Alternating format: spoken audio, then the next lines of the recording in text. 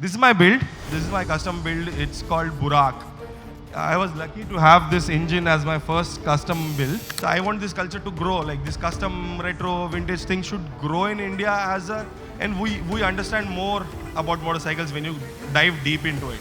When I was 18, I came back to vintage again after FZs and Pulsars and everything. So when I came back, I realized that this is what I wanted in my life. I want everybody around motorcycles, please do look around local garages and go and find some old retro motorcycle. If you can restore it. If you can't, give it to someone who does it for you. Sometimes people like black, sometimes people like green. It's all people like metal, people don't like metal. It's all you. So custom thing, it's all portrays your personality.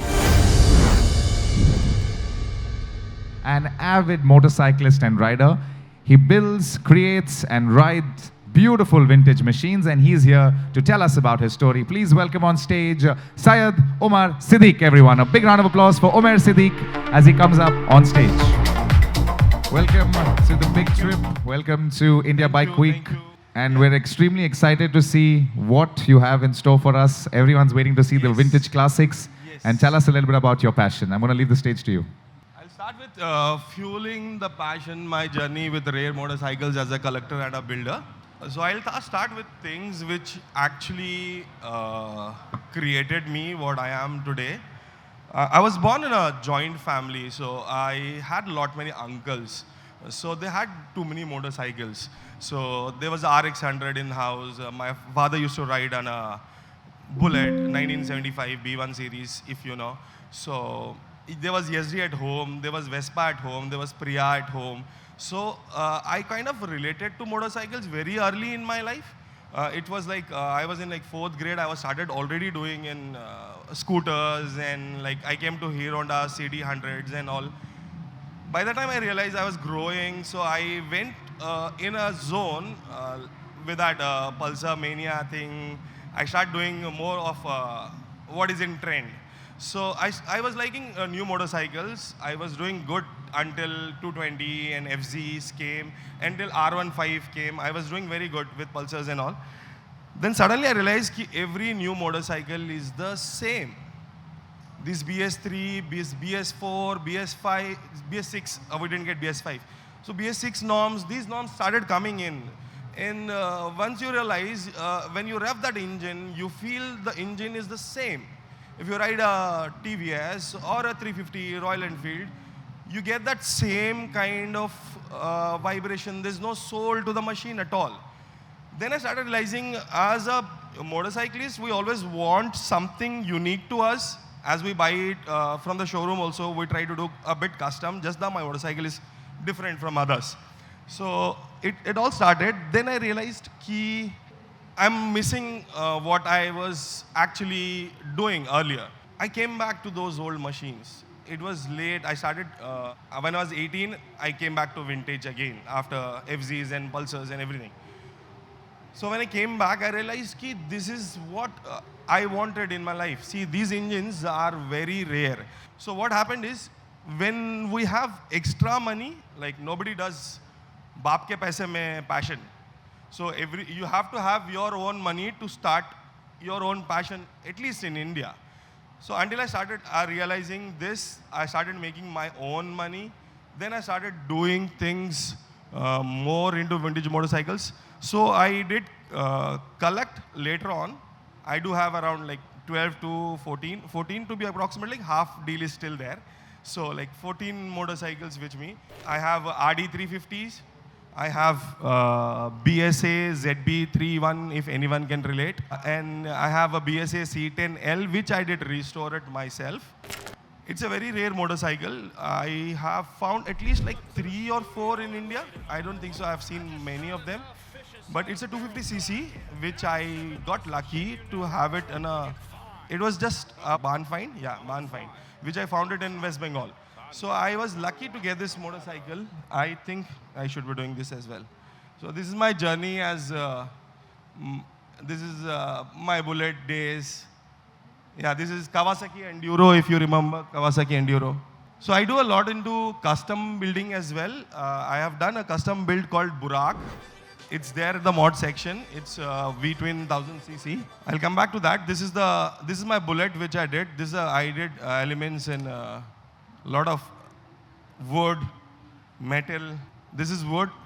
Okay, chal. What happens is, once you realize as a motorcyclist, we are not just limited to riding. See, everything started, motorcycling scene in India started later on when creators started riding to Ladakh and making content. So motorcyclists are different people. They're just not into riding. They're much more to riding.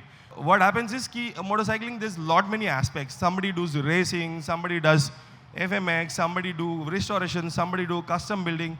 So I want this scene to grow in India, like not just riding and not just going to place, cross-country rides, maybe continent rides. That is true, that is very good to do. But in India, I want more of vintage thing happening. See, there were many motorcycles in India. During 90s, they were picked by people from UK and US. They left India with in very cheap prices they took it. And they were very rare motorcycles, which British has left us for us. And lot many Indians owned it as well. BSAs were with everyone. Nowadays, you don't get much BSAs, Nortons, Triumphs, and this. Just because many motorcycles we didn't care of. We just left it wherever we felt like. As Indians, if we have money, what happens is like, एक bike को खरीदा, उसको use किया, उसके बाद उसी को बेच के we do the other bike. So now that we had come to a terms that we have this substantial extra income, where we have some amount of money which we can invest on other motorcycles, which are rare to find, and definitely these are very appreciative assets. I have heard stories of like people selling it for 5,000 rupees. That's Lambretta made in Italy. So I don't know, like I want this culture, people should know your history more and relate to not just buying new bikes is cool, it's good, riding to cross continents, it's cool, it's very good. But then come back from the whole scene where it all started, like Bullet, RX100, these things actually fueled us to be motorcyclists. Now also we have a lot of craze, people talking about Bullet and RX100s and everything, RXZ. If you are two-stroke fans, and two-stroke fans? There's Salim, yeah. Yeah, two-stroke fans, yeah. So there's a lot of craze of two-stroke, it is building up. I'm just trying to make content around this two-stroke and vintage motorcycle just for an intention to grow this culture more. I'll come to custom later, but I want everybody around motorcycles, please do look around local garages and go and find some old retro motorcycle. If you can restore it. If you can't, give it to someone who does it for you and keep it in your bedrooms, drawing rooms, maybe like in your parking, wherever. But then you are not losing money at all. Whatever you invest definitely will come back to you if you want to sell. But keep them with you. Don't misvalue them. I mean, like, those are very precious to me. And if you guys can relate, it is as precious as your own history comes from. So I'll talk about custom scene in India. What happens is, we have very strict rules for custom. So as in this, if you have extra money only, you can go to a spare bike which you can make it look cool, do a custom build and keep it with you, do some short rides, not like riding throughout the country. You can't do it just because it's custom.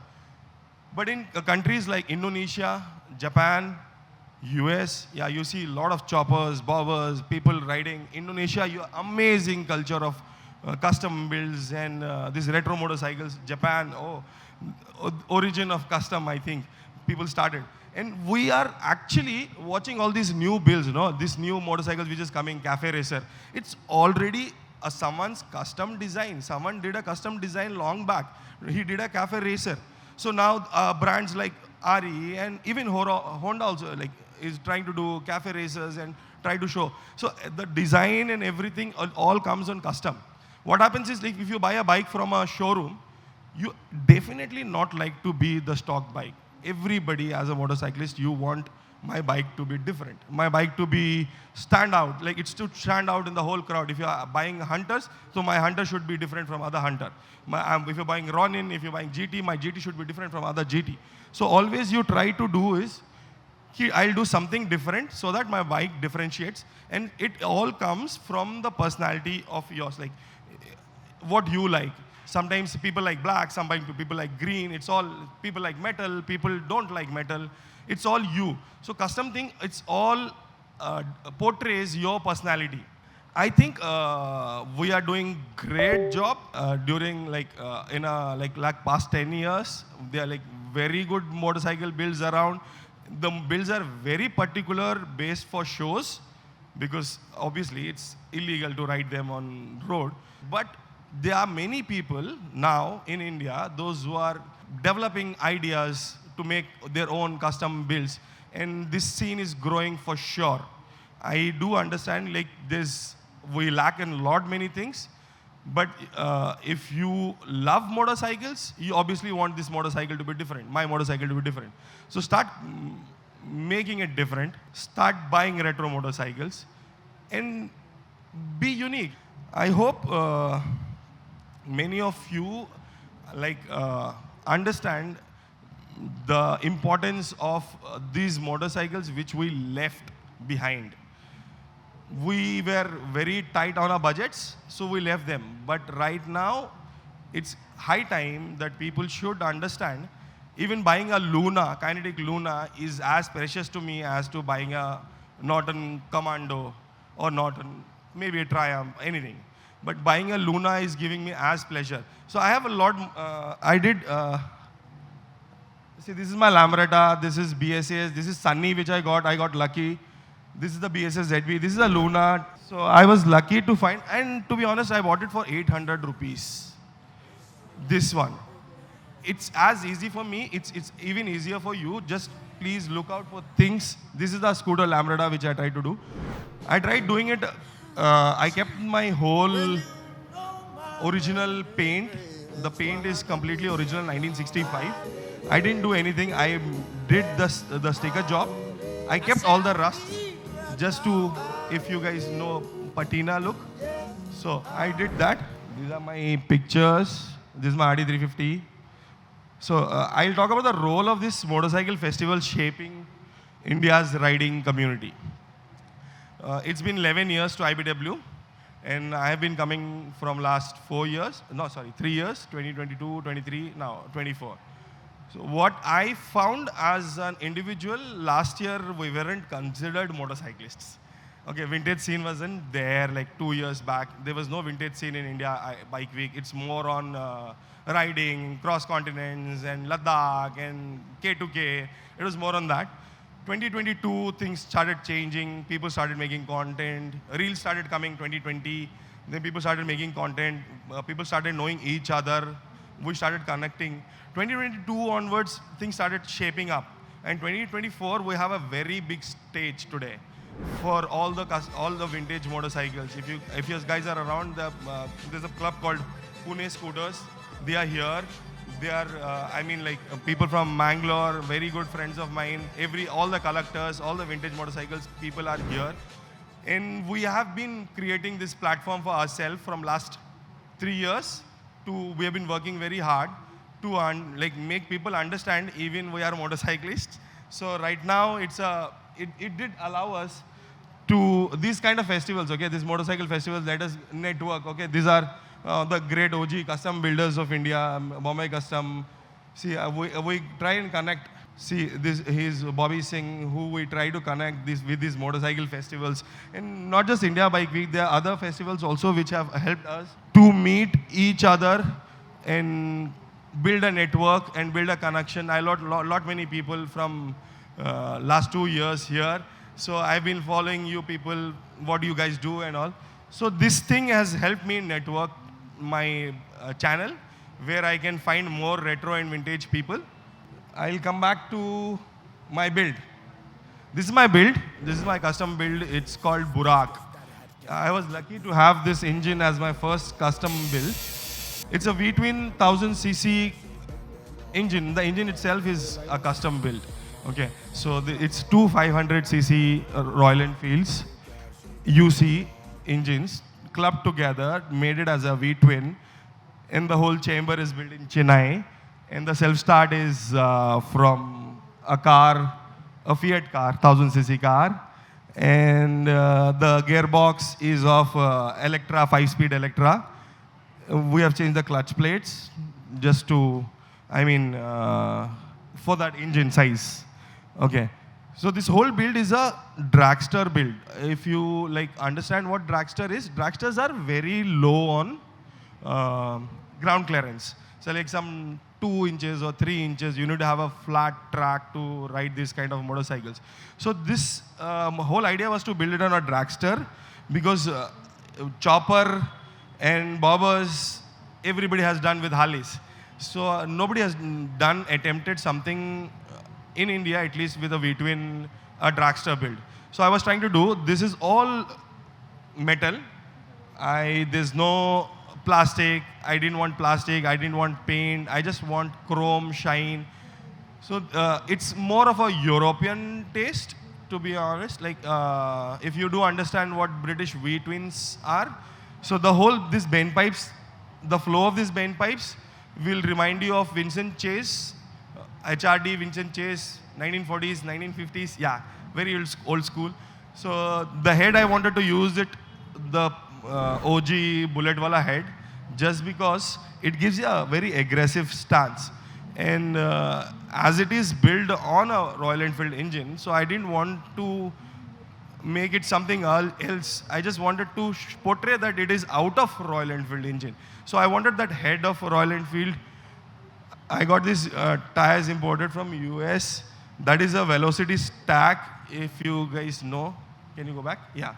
This is the velocity stack used at not British, like many racing things. It's a whole dragster build. The half, they're like 2 parts of the tank. One part is petrol, the other part is battery and electrification. I just wanted a place to hide my thing. As dragsters are very low on fuel, like they have very small tank. You have to just go one sprint from here and there. So the idea behind keeping the tank fuel size very low is to make it a dragster. And we have got a stop clock on it because dragsters do have stop clock. A lot of old school elements. I did use aluminum, steel, brass, and wood. This is all is there. Like this part, particularly this part, this is wood, okay? And this is molten lead. Wood ko aisa kaat ke beech mein 0-1. I did melt lead and I did pour it and I got this finish. So it's all there in my Instagram handle. You see the whole build process is there in that Instagram handle. I do this Instagram just because people also get inspired and start doing things which I am doing.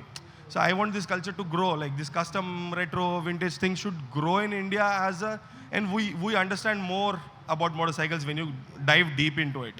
Otherwise, we're just riding. We depend on some service guy to do service for my motorcycle, and I'm just riding left, that's all. But as a motorcyclist, you have to dig deep inside this culture and understand what carburetors are, what spark plug is, how my chain lube is not working. You should be knowing more, working more on your motorcycles. So I think I tried covering everything. All right, a round of applause for Omer. Come on, put your hands together. Thank a story of passion, a story of a lot of hard work that's gone in there. So thank you so much, Omer. We have Mr. Akshay, who I'm going to call on stage from Gulf to present a token of our appreciation from Gulf Sintrack. This is the Big Trip, presented by Gulf Sintrack. A round of applause for Omer Siddique, everyone. Please put your hands together.